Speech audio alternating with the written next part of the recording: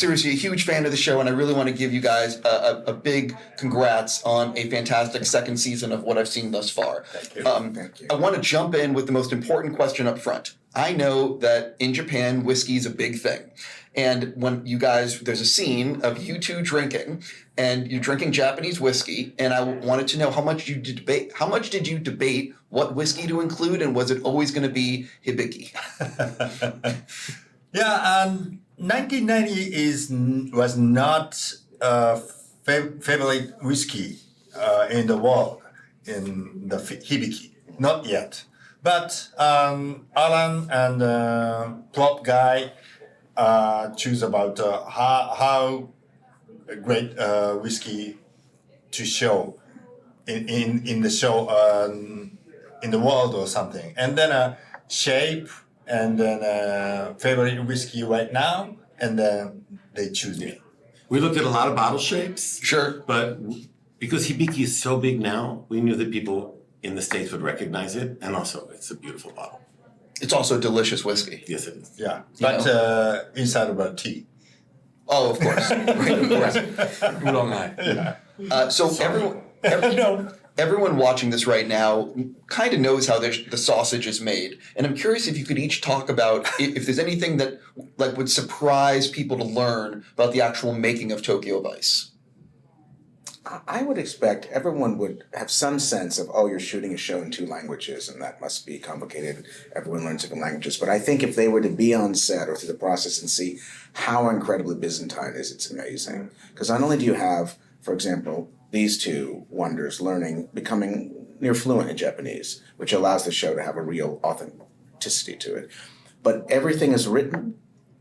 I write it in English, then it's translated, just roughly translated into Japanese. Then specialists translate it into dialogue that is believable and would come out of the mouths of the characters, but a character who is a cop. How do they speak? Versus a character who is a gangster, versus a character who is a news reporter, versus how do you speak to someone who's younger than you, versus someone who's older than you. Then after that's all done, then Ken goes and puts his hand on everything to polish to make sure it's just right. And still, we will be on set and we'll have to stop because Alan, who speaks fluent Japanese, will say, JT, I think the line is officially perfect, but it's not the intention that you wanted.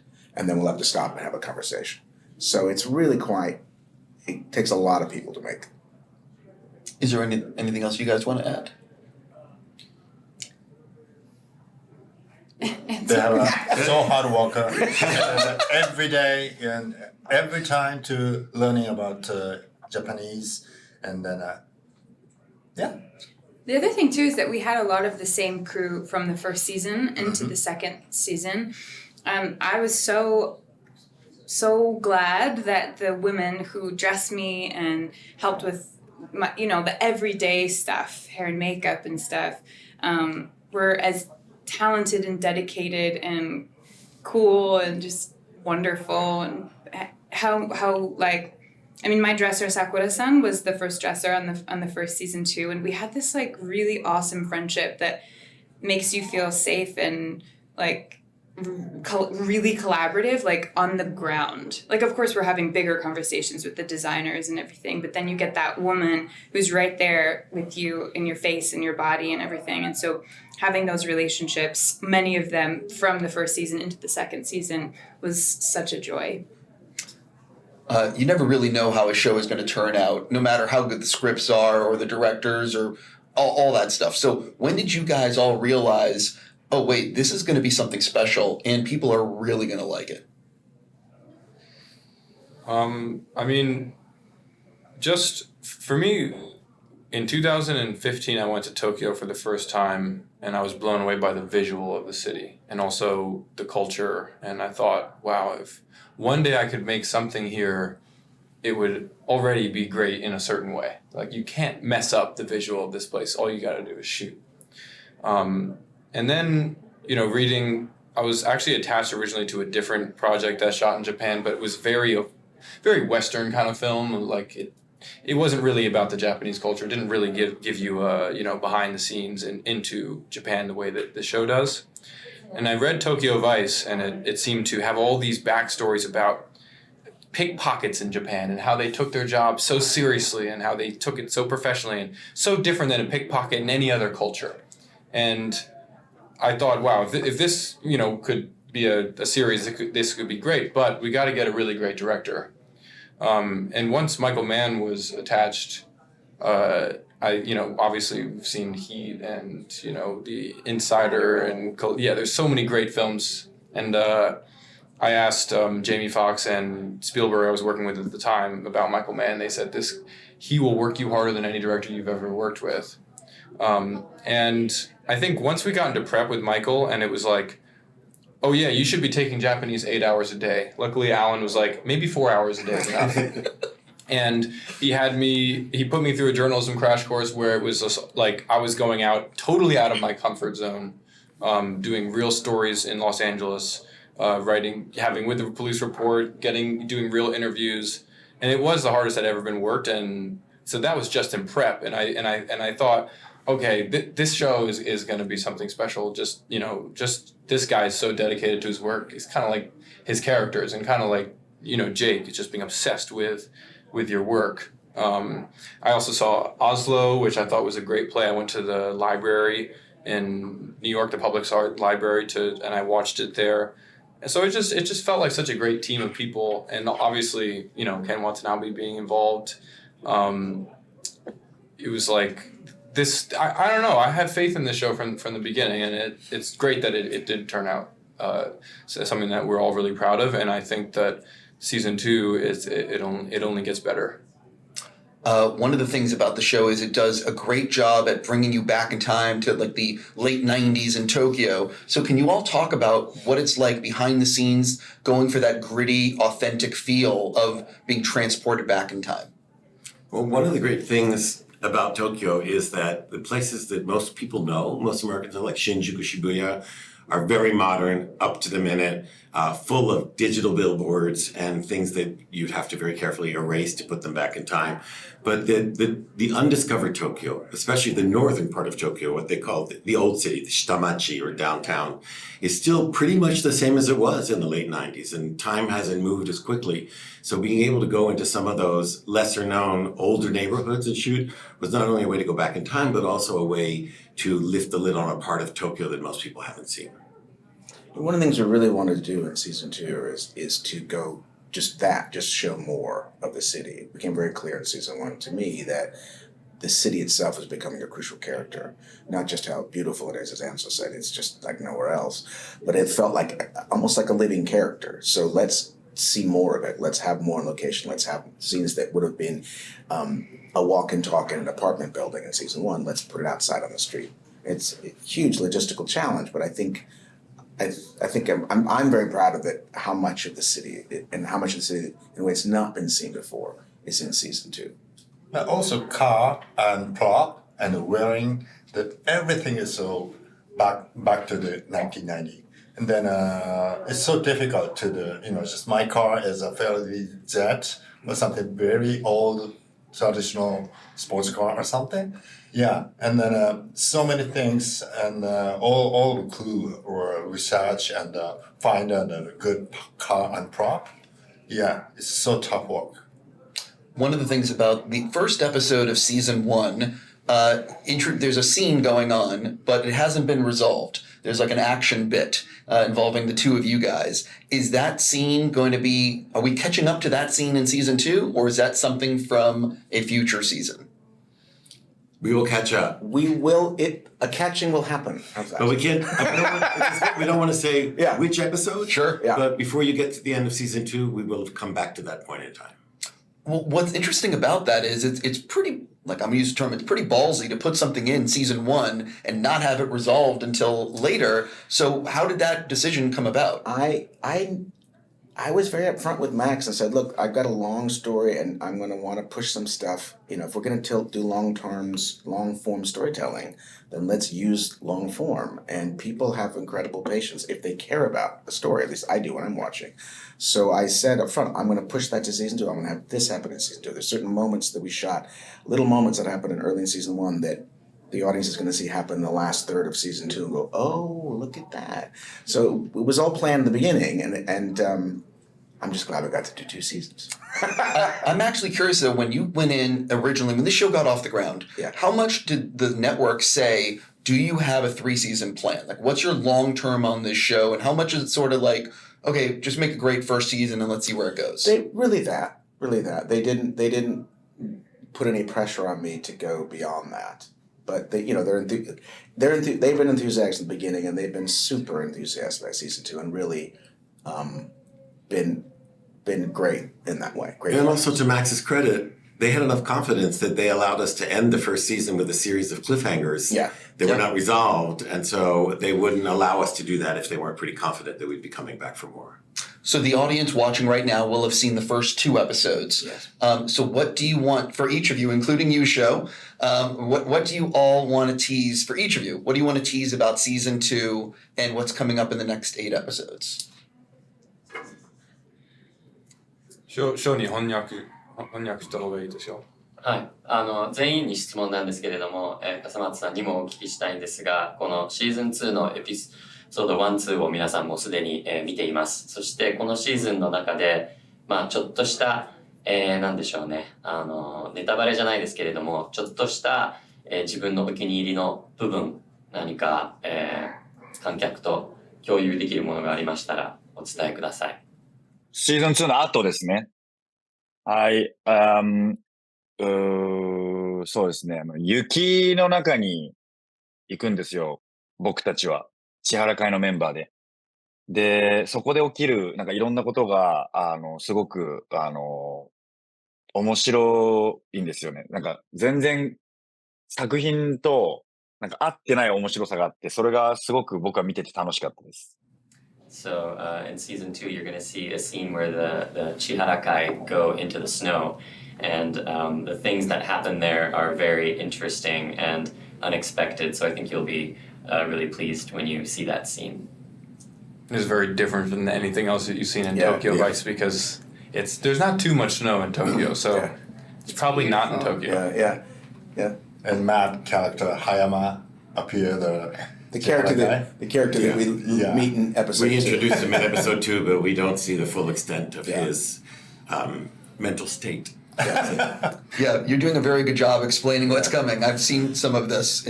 You are very accurate. I'll say, just fun, because I'm looking at all of you and their story arcs. So I'd say for Shôw-san, who plays Sato, in terms of what you said, what do we look forward to? There's a moment in episode 2 when we first meet Hayama, the new Wakagashira, who's come out of prison. And he says, I'll do what you want, Oibo. And as he sits down, his new nemesis just looks at him and looks at him. So the audience should track that. There's a moment for her character, Samantha, when she says, my club, my rules. And I think that's really important for what's going to happen. His wife on the swing set, in the middle of episode 2, says, are you going to stay away from fighting the crime because you're a good man, but you don't know when to stop? That we track. And for Jake, at the very end of episode 2, he's about to make love to his nemesis mistress, Tozawa's mistress, and he whispers, you know this is a really bad idea, right? It is going to prove to be a bad idea. Yeah. Good job. That was cool. That was good. I was like, okay. I have so many follow-ups. So the first season was 8 episodes and season 2 is 10. Was that a Max decision or was that a result of storyline? No, totally, they were great. Totally a storyline. I said, I know it's going to, I mean, when we got to shooting 8, we had 2 more to go. We were all a bit like, oh, sweet Lord. JT just decided he wanted to kill us all. I decided. But I just felt the story to land the plane that I thought of in this part of the Tokyo Vice multiverse, shall we say, all the way back from the first season. Like it needed 10. And they were great. They just said, okay, fine. So one of the things I'm curious about, you've obviously shot in Japan previously. I think you worked on Black Rain with Ridley Scott back in the day, which is amazing. But I'm curious, what is it like shooting in Japan versus shooting in America? Because I'm not familiar. Like, do you guys still block shoot? What is it like? Or do people keep normal hours, or do they expect to work 14-hour days? Like, what is it like over there? Actually, more normal hours. Sorry, there's actually more normal hours in America, which is surprising. Because, of course, in Japan there's amazing work ethic, but there's also a culture of like We're done now. Yeah, we're done, and we take a nice break, and we enjoy our lives at the end of the day. They don't have And to also, pay not you. not to get too Yeah. granular, but the crew is not unionized, Yeah. and so they don't get overtime pay. So sometimes American crews are willing to work those dangerously long days because they're racking up all that Sure. overtime pay. Unfortunately. Yeah. In Japan, so they don't have that. The crew mostly works on a monthly contract. And so in return, our obligation is to give them a humane life and to not overwork them. And so that's the sort of verbal contract side of it. Well, do you find as as people involved that the crews over there, do you find it like a better work environment because people are only doing 8 or 10 hours? I don't know what the day is. Oh, it's It never was still 8. 12 It's- hours. Yeah, Oh, okay. Still 12 hours. Yeah. 12 Only hours 12 from hours. call to wrap every day. Right. So do you guys find a difference over there and you've obviously worked in both, you've worked in America and Japan many times. Do you find a difference? Not a lot. Acting is acting, and a good script. I follow him. Then, but just he told me about we don't have a union. Then some kind of a little bit hard work we need to shoot. Yeah. I understand. So I heard when you guys went back for season 2 that you were greeted warmly by everyone in Tokyo. Do you have any anecdotes that you can share about, your greeting when you went back? Well, I'm officially designated as a tourism ambassador for the Tokyo Metropolitan Government, and that would not have happened on season 1. It's because the governor of Tokyo likes the show, and the show was a success in Japan.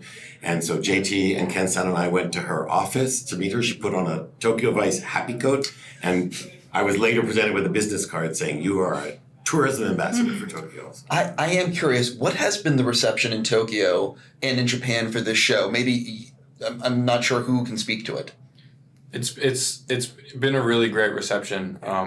It's not like yet a big show. I mean, it's not really a big show in the rest of the world either yet, but the people who have seen it they really like it, and the reason they really like it is they think it's authentic, which is something that we're so glad to hear because we really went for authenticity with this show.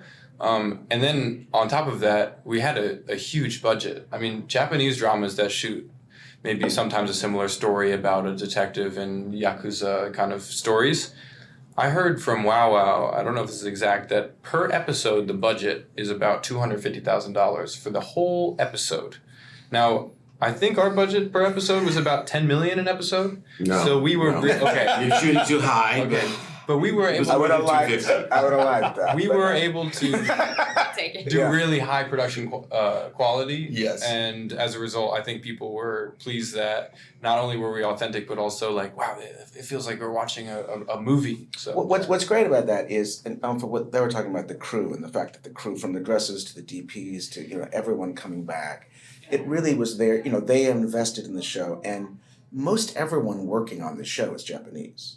The cast. I mean, these are the 2 Western actors in the show, right? The crew, designers, all Japanese. So it really is, we're making this hybrid sort of Western show, but in the spirit, and not the spirit, but the working hours and the style, which is very different culturally than in the West. And what's that authenticity thing that Ansel's speaking about is, so many times people on the crew, actors in the cast, came to me and said, "This is the best Japanese TV show I've ever been involved in." And that really meant a lot to me. They just assume, well, we're making a Japanese show. Definitely. Yeah. Yeah, I personally think it looks like a movie as I watch, and that's probably one of the reasons that, anyway. We have very good directors on the show. And directors of photography. Yeah, really, Yeah. really good. So I'm so curious, when you saw the scripts for season 2, and this is for everyone, and you saw what you're going to be doing, what was the day you had circled in terms of, oh my God, I can't wait to film this, or oh my God, how the F are we going to film this? Can you just translate that as well?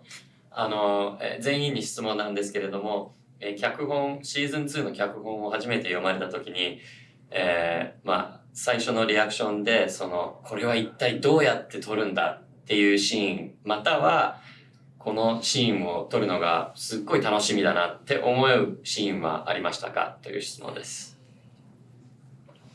Something, and then Sato, Shôw Kasamatsu fight to the mad yakuza in the bath.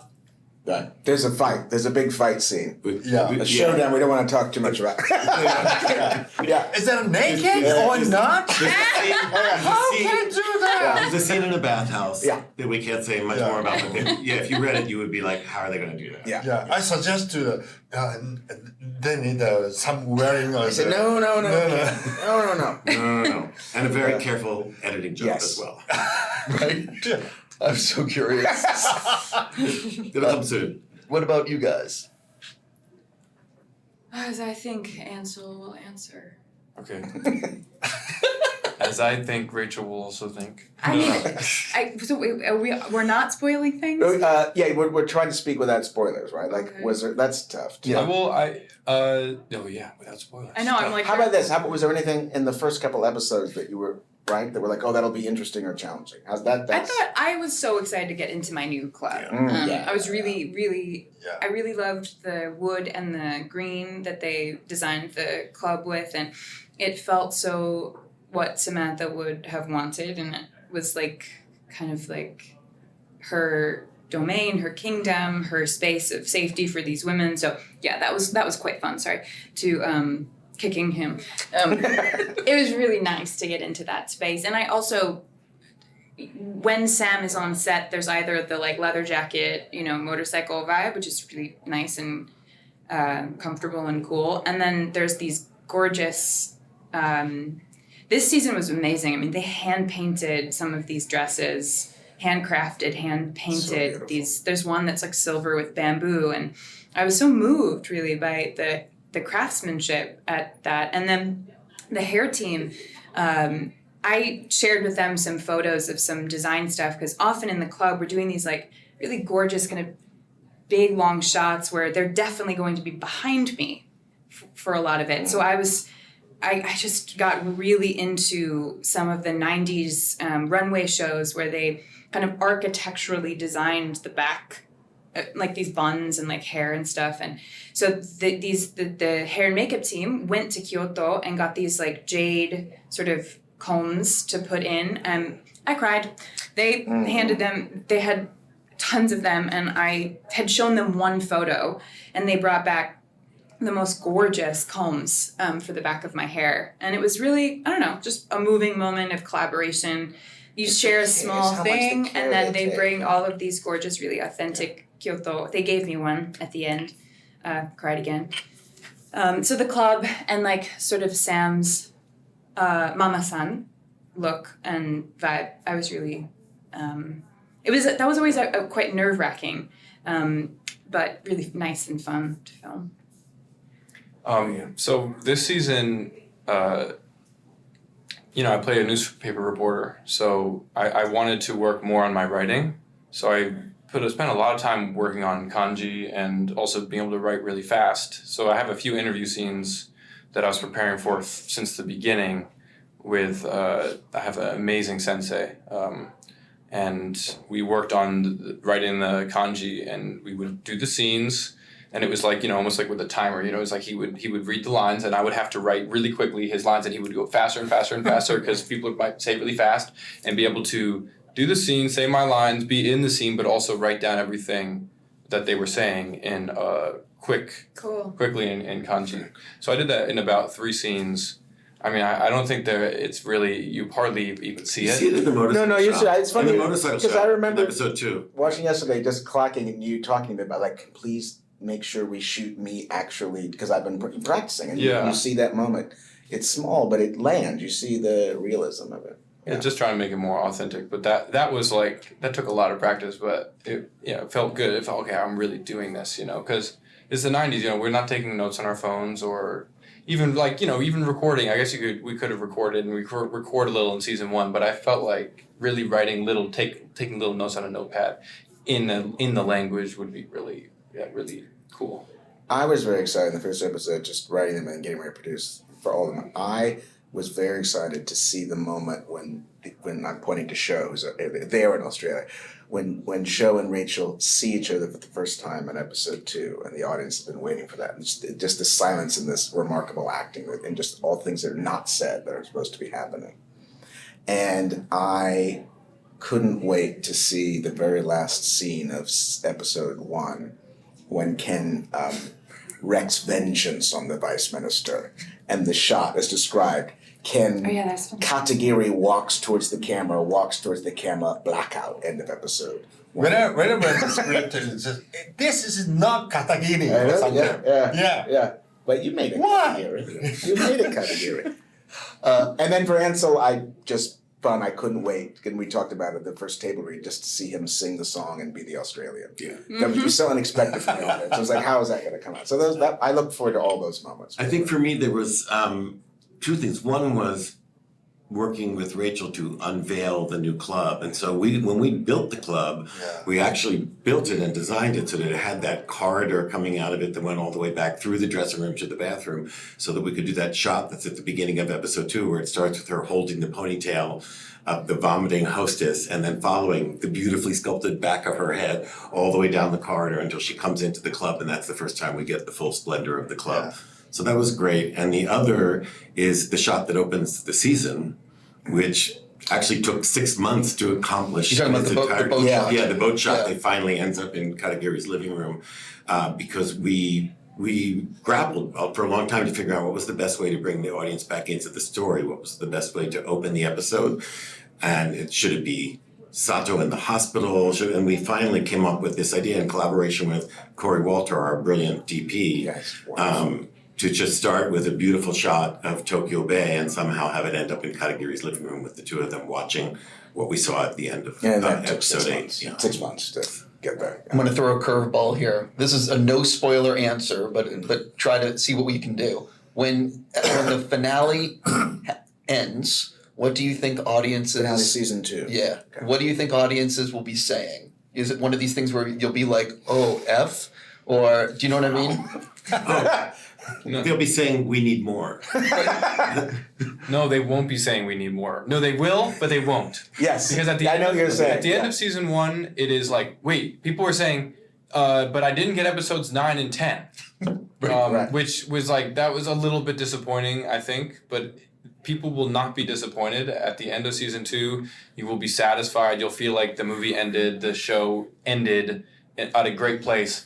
Yes, of course you could make a sequel. I'm sure we could go on, but it's not like you need to in order to wrap up the story. People will be, "Oh wow, that was great," and I'm satisfied. At least that's how I felt. I'll still want season 3. Yeah. Yeah, I'm already, I'm letting you know in advance, Thank you. No pressure? Okay. Yeah, just letting you know. But I'm curious, you guys learned Japanese. You guys now can speak. What is it actually like being able to be in Tokyo and speak Japanese? Because I've been to Tokyo and I love Tokyo, but I would dream about being able to speak, and I'm just curious what it's like being there and enjoying the culture. It's very freeing. I mean, the second season coming back to be able to actually communicate, even in a not perfect way, it was very freeing. Yeah, now I'm at the point where I definitely can speak and I can communicate, but I think it's like now I'm at the point where maybe people think I'm better than I am, and sometimes I speak, especially with like a oji-san, which means like kind of like an uncle, like an older guy, and they don't speak to me. If someone's not speaking to me like I'm a foreigner, as if like, let me speak clearly to you so you understand, and they just go and change subjects and this and that, I'm still so lost. And Ken says this is like one of the hardest languages in the world.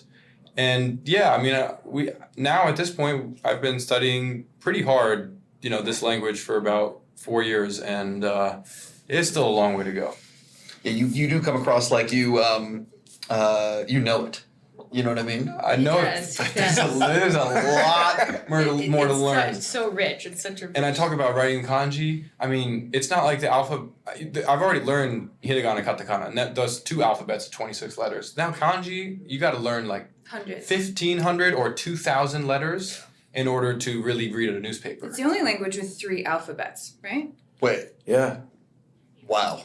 Yeah, they're all mixed in together on signs and Yeah, just for fun. menus Yeah. and- Yeah, this is why. Yeah, I know. Yeah, we'll move on to something else. So I'm fascinated by the editing process because that's where everything comes together. So talk a little bit about how the show has changed in the editing room in ways you didn't expect, and what you learned Like, well, I'll stop there. Just with that. I mean, that old saying is true that you make a movie or a TV series 3 times. You make it on the page, you remake it when you shoot it, and then you remake it in the editing room. So there's sections and parts, narratively, in terms of larger building blocks, where things are very much as they were structured in an episode on the page or when we shot it. But there are certain moments in whole episodes where we move things around tremendously because it just tells you that it needs to change. And sometimes you literally can take someone's line or shot from episode 3 and put it in episode 5. And it's amazing. It just keeps changing and changing in the editing process, draft after draft. Yeah, and that's always true. But one of the big things we learned in season 2 is that because the show is so dense, that there's one kind of conventional wisdom that says write much more than you can ever fit into the episode, shoot much more than you can ever fit, and then you just cut out stuff to get it down to length. But because this show is so dense and interconnected, the way that it's written, we made the scripts shorter for season 2 so that we didn't have to painfully drop scenes so that we could really follow the story as it was written. Yeah. Except there was one scene that we prepped for so long. There's one, and sorry, now I can answer your question about what scene where you're like, oh my God, how am I going to do that? There's a scene at the beginning of episode 3 where Jake is getting interviewed on television. And that was like the densest. I mean, I learned so much vocabulary from doing this, so it's okay. But it was just dense of really like fluent Japanese about education and regional issues and like very intelligent, real. It's Jake talking about the motorcycle gang on a television broadcast. Anyway, that was like, multiple paragraphs, and you watch it, and I get about 2 sentences in, they cut to me, I turn off the TV for some reason, and we never get to see all that. But they're brilliantly performed sentences. Thank you. I know what scene you're talking about, and I'm so sorry that...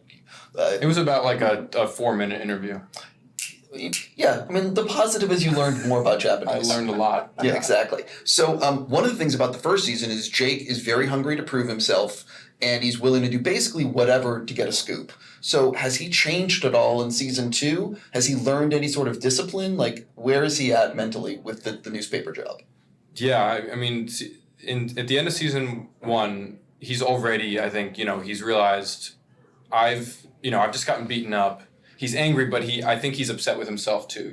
Like his friend, he sees this tape of Paulina being killed, and he doesn't know where else to go. He goes to Katagiri, and he kind of asks for forgiveness, and also says, like, however you want to do this, we're gonna do it your way. And it's the first time that, like, I think Jake is humbled. But then at the end, then we have episode 1 of season 2, and things don't go their way. And Jake is still really upset, and he still really wants to chase things. And Katagiri says the only thing we can do now is wait. And when you pick up episode 2, you realize that Jake has been waiting. And for the first time, he's doing things by the book. He's at the newspaper office, he's listening to his bosses. Like Katagiri says, and he's not going after the Yakuza. He has a choice between the motorcycle gang and the Yakuza, and he goes after the gang instead. So he learns patience, he's humbled, he's respecting his role, and those are qualities that are totally different from the Jake that we see in season 1, and it's through learning those qualities that I think they're able to be successful in season 2 in what they're trying to do. Yeah, we learn about really dangerous about the investigate to the Yakuza, and then need to patient and wait, and then we try to next opportunity to investigate or something, and then we try to get together. Yeah. Ken, can you talk a little bit about there is a new detective that has joined the force that's your superior, and how does your character balance what's going on with his family, the threats that have been against him, with trying to do his job and maintain not being, corrupted by the Yakuza? New character of a Nagata detective. It's a female. And then she wants to fall on the Yakuza society or something. Smash it. But, yeah, she has some kind of background of really sadness, personal sadness. And then I joined her project. Then, Spoilers. Yeah. Spoilers. right. It's a brand new. The relationship to see. You know, it was purposely built. Let's have a female detective in a super male profession, Japanese police force in the late '90s. Let's have a comes out swinging female character. They can be a Peter to both Ken and to as an actor and to Katagiri, and just see what that opens up the show. I want to ask a follow-up, but it might be a spoiler, so I'm just going to move on and look right at you. So one of the things you have, Samantha has the club, but she has the Yakuza as a partner, and she's trying to do things in a new way to treat, the women that work for her with a lot of respect and a safe environment. But can you sort of talk about that balance that comes with having the Yakuza as a partner and what she's going through? Right, because she saved up all this money to own the club herself, but then that money was stolen from her, and she kind of barrels through to open the club. It's very important to her and for her own protection, but for these women as well. But I guess as you were speaking, I was thinking that Sam sort of has like a fire lit under her the entire season because she has these external pressures. Her back's against the wall. There's really no other option. They push her into these like very difficult situations of having to make choices just for herself and for the women around her, which I think is kind of dramatic and interesting. It's nice to play those things because I guess it's not quite how she had planned it to be, but it pushes her into difficult situations and has to make some hard choices, and I quite like that she gets things done the way that she does. I think it's difficult sometimes to think about that American ambition and I'm going to get it done my way because I am American and I know how to do that inside of a Japanese culture where there's different boundaries. And she respects that and understands it, but she's going to barrel forward and get it done her way. So I think that's super interesting. Yeah, there's scenes that I would love to talk to you about, but like the thing that I took away from the episodes is that she's someone with honor and wants to treat the people around her with honor in a very dangerous place. I like how I like that. Yeah, that's good. That's good. Yeah. I think so. I mean, it's such a layered thing to be a foreigner somewhere starting a business, a woman anywhere trying to start a business, a foreign woman in another country starting a business, signing the deal with the devil, having the Yakuza be the part owner of the club. It's this really sticky situation, and she is coming from being caged into a belief system that doesn't allow any space for her own expression or individuality or autonomy. And so the club is meant to do that, but it is sort of a bit smoke and mirrors because it really isn't hers. And that's the thing that she is fighting for mostly, but she does come to learn that freedom or independence doesn't necessarily mean owning something. But sometimes you need that tangible thing in order to hold on to something so that you can say to yourself, I've accomplished something and I do have that independence now, and all these women do as well. But I'm not sure if it always needs something she learns along the way, that maybe she can get it in other ways. It's so much fun after we've done it to hear you guys talk about the journey of the character you went through. No, it's really like, just now we've experienced it, and you lived it from the page to the screen. So it's neat. I'm curious for each of you. There's 8 episodes left of season 2 that people have not seen. So which episode of 3 through 10 are you most looking forward to audiences seeing? Do we still have Shôw? I'm nervous we don't have him. Do we have Shôw? Did we lose him? Functionally, we don't. Yeah. Oh. I want to make sure Give it a shot. Never rule him out. He should hear the question as well. Yeah. I'm listening and enjoying as audience. So last question 最後の質問ですけど、シーズン2のエピソード3から10の中で一番好きなエピソードを。Actually, I wanted to show. If audience watch episode 2, I want to show you episode 3, and then if audience watch episode 4, I want to show episode 4, 5, 6, like that. So every episode is so beauty, and the episode have superpowers.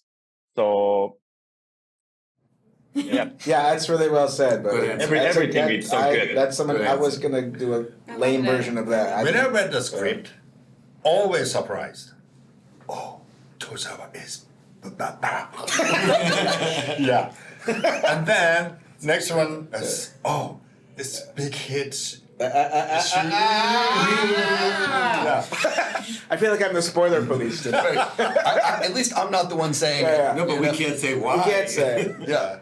I think show is. I mean, you may have a particular episode, but that's the thing. It's like, I can't. For me, it was like, it really is the last. It's all builds. Each one and one and one and one, and Yeah. it's just. I'm very excited for people to get to see them all. Great. Yeah. No. What? Oh, he's spoiling again. I really like episode, I think it's 9, but I'm not sure. I can't remember exactly which episode it is, but I think it's 9. And the reason is, and this is going to sound political or whatever, but I have great scenes with Shôw, and I have great scenes with Ken, and I have great scenes with Rachel. That is a. Yeah. That is 9, right? Yeah. All the character needing the complex storytelling. Yeah. I mean, I can Everyone say comes this without, together. without the season is structured so that all the stories are like this, and then they all come, and characters that had never been in the same room together, everyone crosses. One hopes in an organic way and is working towards the same goal by the 10th episode. Yes, I cannot wait. I'm being completely sincere. I got to see the first 5, and so I'm so curious how it goes. So one of the things about making a television show is that, and even a movie, is that a lot of the limelight shines on each of you, but there are so many people behind the scenes that do such amazing work that don't get enough credit. So for each of you, I want to shine a light on an unsung hero that didn't. You know what I mean? That did something that really helped make this show what it is. So for each of you, who's someone that you want to just give a thank you to? Eriko Yamaguchi. I mean, she was our dialect coach on this, and she's my best friend now, and I'm just convinced the show could not have happened without her. She was not only doing the coaching for us or for us in the Japanese, but also the Japanese actors with their English, but also translating for cinematographers in production meetings. She was always there. I think, I'm just convinced it couldn't have happened Do without we her. want to translate the question for Sure. so you fans? 本当に最後の質問だと思うんですけど、誰か Ishida his name is Ken, his name is Sugata-san. Sugata-san helped me always, and then he said a lot of good things every day on the set. So I like his acting style and his attitude on the set. Sometimes he's so scary, but sometimes he has so superpower. So I like him. Yeah. I would say Ota-san, who is our production designer, because when you go into the Meicho Shimbun office, I mean, I'm so sad that they took that away. They should have just kept that as a tourist place, because you really are transported. It's 360 degrees, completely immersed in a 90s newspaper office. All the details, every desk, there's details, there's gorgeous. books, It's mind blowing. it is just amazing. And that's a lot of, he did, all the sets, all the production design. It's, it's part of what makes the show so great. So to Ota-san. I mean, there's so each of the. I'm like, yes. I mean, there's so many.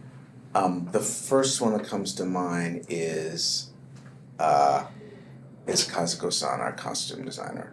Speaking of the beautiful, Kazuko-san, just her working with her, watching her work with her sons who work with her, just incredible work. The dresses she did for all of the hostesses, but especially for Samantha's character. Just the time she and I would spend like, tie clip for this guy? No tie clip for this guy. Literally, like, and she'd go and she'd like say, you know, and I would when you translate, I've tried to say, Yokazuko-san, I love the yellow tie that you showed today. I know what you're doing. And she's like, I'm so glad you paid attention to the yellow tie, JT. Really just, really quite special. But I sound political when I'm saying this, but literally there's 100 people you could say this about. It was so moving every day on set, just standing and watching people work. It's amazing. I heard about this project 8 years ago in London. I played King and I Broadway show. And then J.T. Rogers come to the London, and his friend is a Bud Lecture directed by King and I. Then he told me about this project, and then it's a detective and Yakuza versus Yakuza. But it's completely a different perspective of the journalist. Once he see the underground society or something, it's an amazing project, and he follow me. I follow him, and then he pull out this project. I admire him.